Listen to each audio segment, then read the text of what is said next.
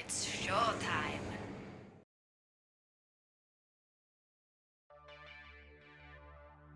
Okay guys, welcome back to the STPL. We're currently watching Media versus Valhalla team. We've had 3 great games so far. My voice is absolutely gone. So this is going to be a bit of a struggle, but it should be a cool game here. Now this could lead us on to the ace match. It could not. I don't know. You don't know. We're going to find out together as we head into our 4th match here between these two players. So for Media, we're going to have Future. Now Future been very active recently on the ladder, been playing a lot on stream as well. I believe last season he finished around 2k MMR, although I may be a little bit wrong on that. I'm not too sure of people's ladder ranks. But he did go 2 for 2 against his opponent's race last round. He played a lot for his team, went 3 for 3 overall. So he actually played 4 PvZs out of 6 games. And I think his other 2 games were PvP. So Future did lose his previous match in round 3, but this is going to be his redemption match. And he is going to be up against Galaxy for Valhalla. Now, I believe Galaxy used to be on DM. I'm not sure if DM White is here to confirm nor deny.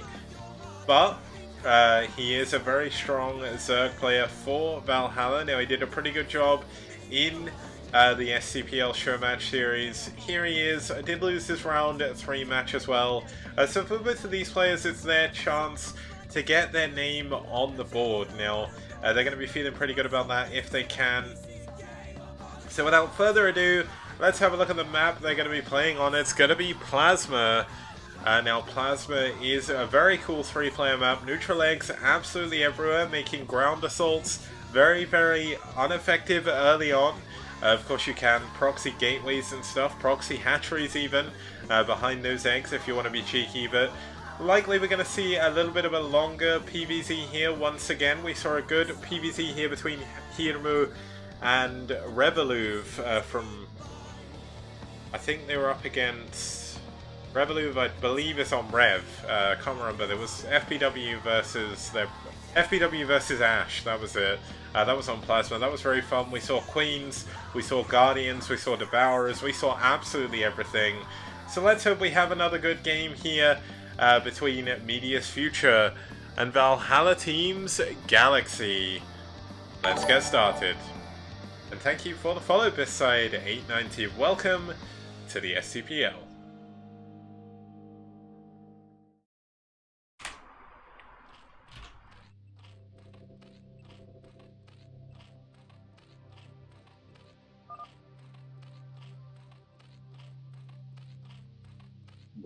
Now starting us off in the top left position, we do have in the red, fighting for Valhalla team.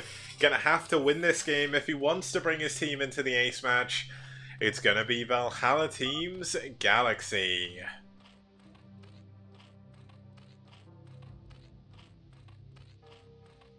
Now his opponent in the bottom left position gonna be fighting for Media, fighting for the future of his team or fighting for his... Okay, I messed up the pun, but I was going to say the future of his team and their win. It's going to be Future in the blue, fighting for Media.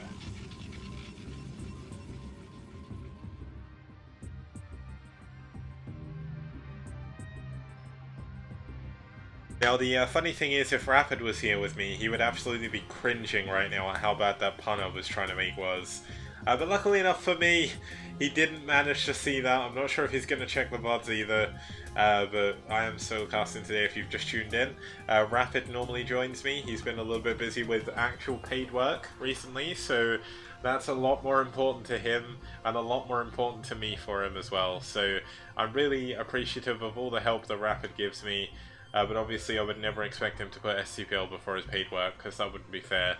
Unlike me, my job is I'm a lowly IT support technician, but Rapid is a professional caster by nature, a professional caster by life as well, and he casts a lot of events out in Korea. He casts the, I believe it's called the WCG, the HOTS tournament, he casts PUBG tournaments, He casts StarCraft tournaments, StarCraft 2 tournaments. He is a boss, and it's great to have him on the team. But we're going to have an overpull coming in here for Galaxy. And now... Oh, actually, it's going to be a... Wait. Is this a night pull? No, it's an overpull. Right, yeah, okay. I was like, is that the first Overlord? Have I missed something? But going for a very quick pull here is very interesting. Now, this is a big mistake. This is a big, big mistake. Does he not realize about the neutral eggs? Has he never played this map before? I mean, he's not even seen where his... Well, he's seen where his opponent is, right? I saw a drone scout go in there, so... What are the Lings going to be for? Oh, he's just built 6 Lings to actually try and take down the probe. I guess the thing is, if you've not really played this map too much before, maybe you can... I mean, look how slowly these are going to kill these eggs. I mean, he could actually build a forge, a cannon.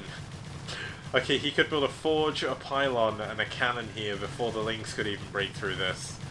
That's why early Lings don't really work on this map, but we're going to see an extra hatchery coming in for Galaxy. I mean, if you're going to be doing something like that, you may as well go into something a little bit more careful. We're going to have Cybernetic Core coming up back here as well.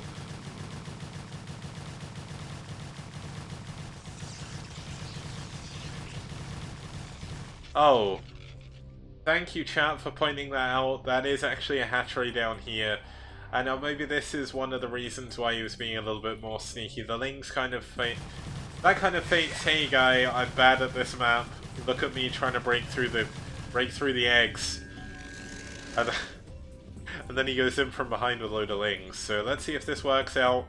Now, we have seen a lot of proxy hatchery play recently, mainly on Sim Peaks of Baekdu. We did see it once on Neo Ground Zero as well.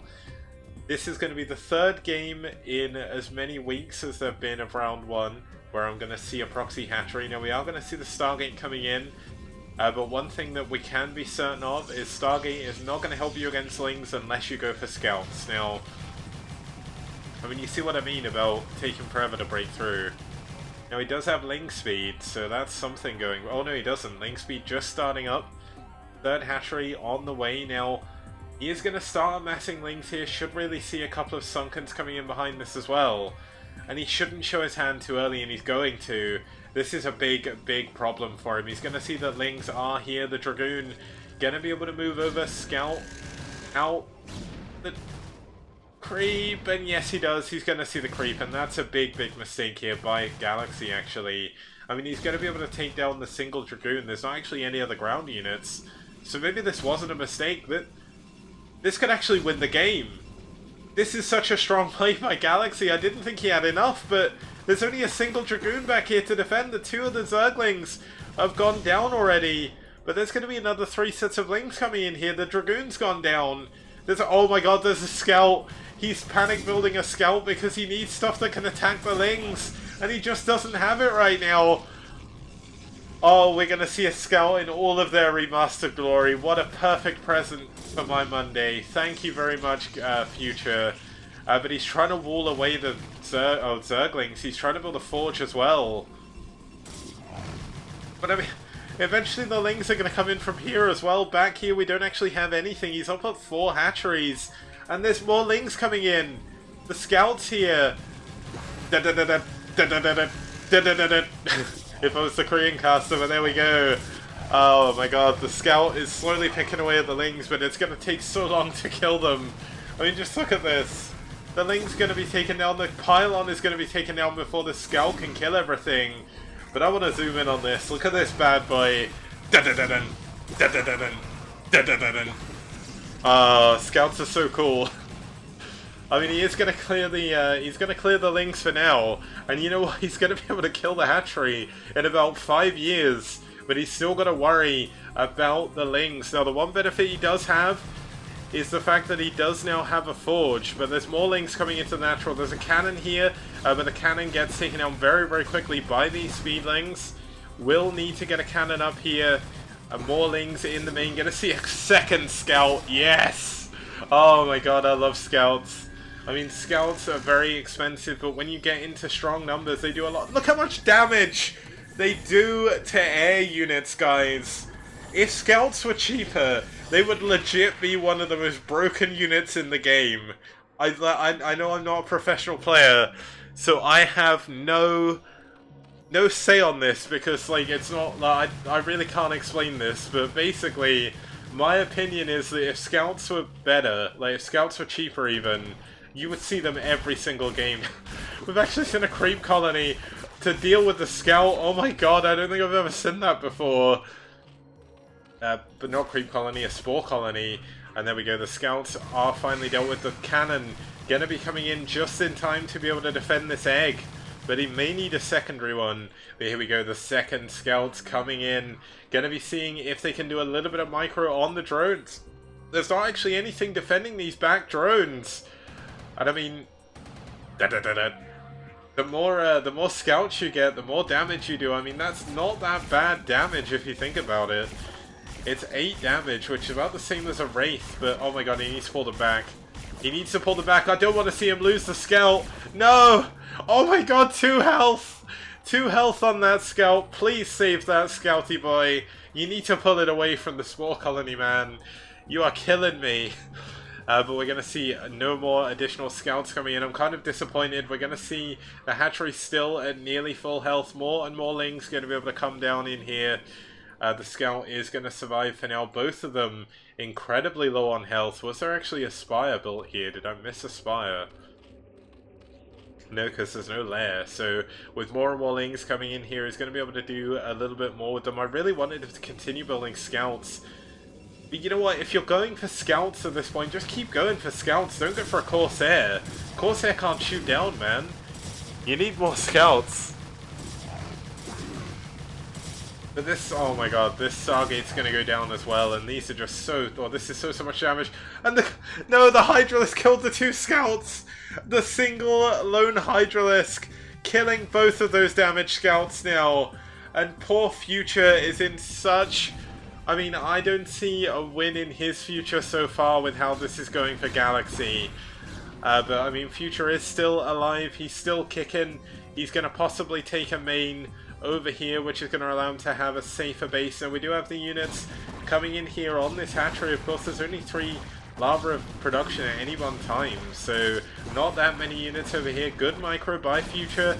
Keeping his Zealot alive for as long as possible. We're going to lose it. And the Hydra is going to move into the main if they can, but another Zealot, another Dragoon in the way of this. And I mean, realistically, are we going to see a comeback here? Because the big problem the Galaxy does have, yes, he's doing a lot of damage over here, gonna lose both of these most likely. But good micro actually by him, gonna be able to take down that Zealot without losing any Hydras. But back home he doesn't have any tech. He's only now going into lair 10 minutes into the game. That's gonna finish up just about now, so we should see a Spire coming in fairly soon after. Now, he's actually starting to build Sunkens at his natural, his third and his main. There we go, the Spire coming in up there. The Hydrosin obviously has been finished, but he's a little bit worried about what's coming in behind this. The Stargate has finished. Cannon coming up in the main as well. Double Corsair already here. Actually queuing Corsairs. I don't really agree with this, but gonna take a Nexus over here as well. And if he wants to win, this is the kind of move that he has to make. He needs to head on over to take those hidden bases. Unfortunately for Galaxy, he's not going to get vision of that for quite a while, so... I was turning off the wrong vision, there we go. But the hatchery has finally been taken down over here, and the rush has officially ended. Now, how many evolution chambers does he have? He has at least 1. Has it been upgraded? No upgrades yet on those units, so that's a bit of a pain. But this is the issue, when you go for a kind of semi-all-in, and it gets stopped. I mean, a single cannon there blocked him from getting through these eggs. And that's just really painful for our Zerg player. The Zerg player is going to need to take a 3rd gas very soon. If he wants to stay in it, the Spire coming up. Going to see a 4th hatchery over here. We see Future already with cannons defending this main. And that's the kind of moves he needs to make to come back in this game. Now, he didn't realistically take that much probe damage early on. He did lose his couple of scouts. But I kind of wish that he was in a I kind of wish that he'd carried on building scouts, actually, because he could have done a lot of probe damage, could have done a lot of overlord damage as well. The overlords actually moved down here now. I think it got taken out by the Corsairs, which are now up here. He's actually going to drop 2 Reavers in behind this. 5 kills, 9 kills on that Reaver. Does need to pick it up. A little bit of mismark. Oh my god! 16 kills! And he's got... Oh my god, he saves the Reaver. All of the units go down, the shuttle goes down, but the Reaver is alive. Another great Scarab going off on the natural drones.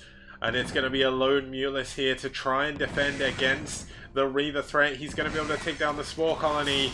But looks like the Reaver is eventually going to go down. Both Reavers go down, but there's another Reaver back at home. A couple of Corsairs, a trio of Corsairs going to be able to go back. Looks like Galaxy, interestingly, sending a drone back through that way. Not really sure what that was about, but triple Corsair gonna have a little bit of trouble against this, but 6 Corsairs, they're gonna fail, 7 even, they are going to fare up a little bit better. It's the Magnificent 7. Was it the Magnificent 7, the weird book series? Whatever. Still, the Corsairs are going to chase back the Mulus now, and this is possibly a little bit awkward for our Protoss player, for our Zerg player. We've got a single Hydros on the ground, a lot of spores all over the place, Scourge coming in, but that's a lot of damage going down on the Corsairs. The Corsair count gone from 7 to 3 in a very short period of time, but another Reaver has come in. It's on solo health already, but a good Scarab at the back there. The Corsairs trying to get as much damage on the Mulus as they can. Good engagement by the Corsairs so far. Gonna have to pull back though. Doesn't want to lose all of them. And I mean, the drone line has been killed quite efficiently here. Obviously, he did only take out 2 drones, so there's still a pretty good saturation. This base could use a few more drones at it though. The main doing pretty well right now. We've still not got any upgrades coming in for the Evolution Chamber. Still no upgrades on our Protoss units. And this is going to be the first moment in this game where Galaxy is going to know that there's a base up there, and he's going to be feeling pretty awful about this right now. We see another load of cannons being added on. This is going to be very, very important for future, to try and stay alive against the Mulus. His Corsair count has been reset quite a few times. See another couple of Corsairs being added on there, so he is going to continue building this, but he's going to be... Now, this is kind of really awkward, and something I kind of want to explain about this map. This egg wall works as a two-way street. Now, of course, if you feel like you have the advantage army-wise, breaking through this is a strong play. You can get some attacks down on here, but he's going to be pushing into Reavers, into Storm, and that's not something he's going to be able to do. But he wants to try and make something happen. Now, we do see a drone coming around here to take a 4th base for Galaxy, going to be able to take that all-important 3rd gas finally. And now the Mulus is going to be able to move in. We see yet another drop coming down. The shuttle going down before it can drop its payload though. That's... Was there a Reaver in that shuttle? If it was, that was a big, big win for Galaxy. But Galaxy kind of unsure of where to attack right now. He doesn't really want to break down the egg wall, because if he breaks down that egg wall, he opens the floodgates to the Protoss units as well. Now, there is currently 1, 2, 3, 4 gateways for our Protoss player. Fleet Beacon coming in. Now, I really hope we see carriers. So that was 4, 5 gateways, 6, 7, 8, 9. 9 gateways overall. Citadel Storm is obviously up. Reaver Tech is up as well. So Future has the full accompaniment of Protoss buildings right now. And oh my god, we actually see Future just building a pylon next to the hatchery. And I mean, the problem is he can't actually break through to defend it. He didn't take out these egg walls. He didn't take any of them out, so he's not going to be able to push over. I mean, the Corsair count has got a lot higher. +1 attack is done for them.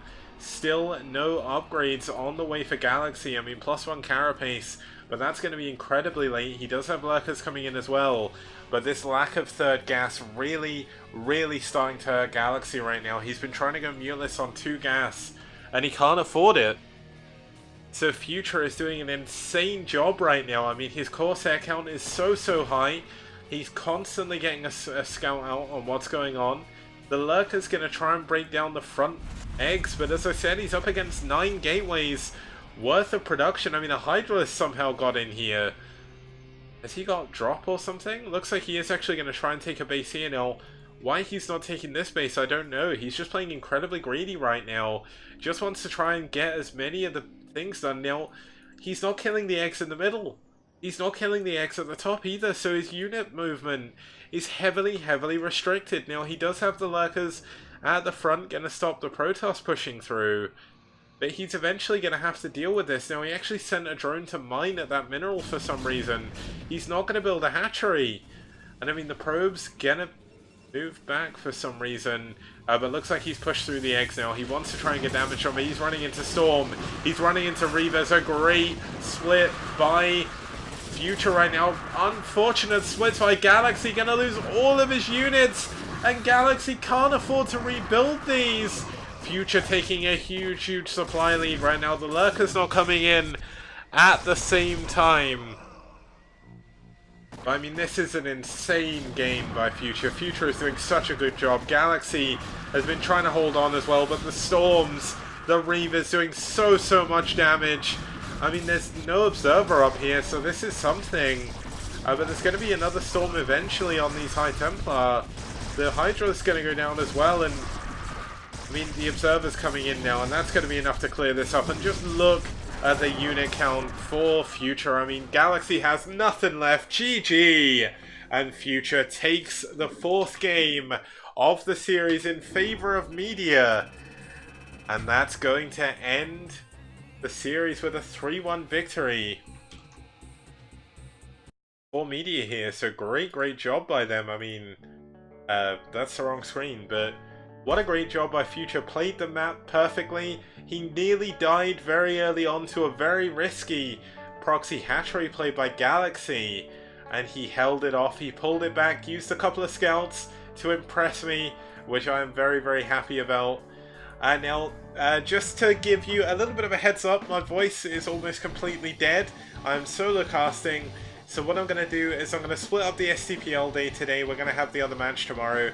But just to quickly go through the series and just to show exactly what happened, let's actually have a look at the results. Have a quick look at the standings as well. And then we can have a look to see exactly what's been going on. So if we head on over to the overlay, we'll see that Naokan got taken down in a TBT, a really epic TBT.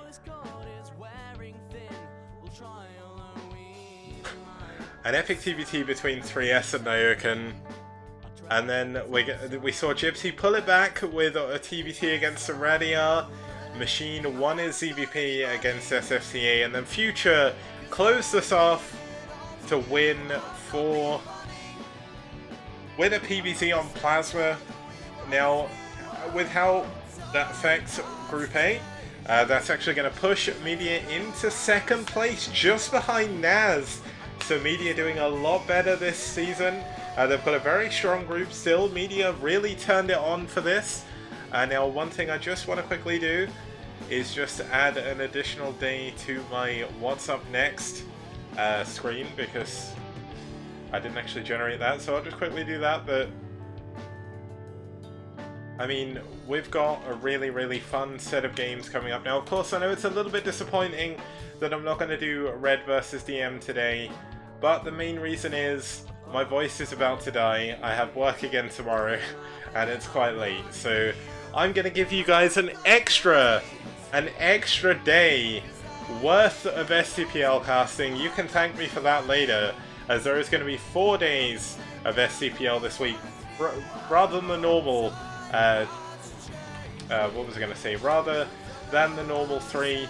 So just to say when this next, or what the next games coming up are going to be, let's actually bring up the overlay one more time, and let's have a quick look at who we're going to see next. So tomorrow at 9 o'clock CEST, we are going to have Red versus DM. That's going to be our Group B match, which would have been played today, but my voice is killing me.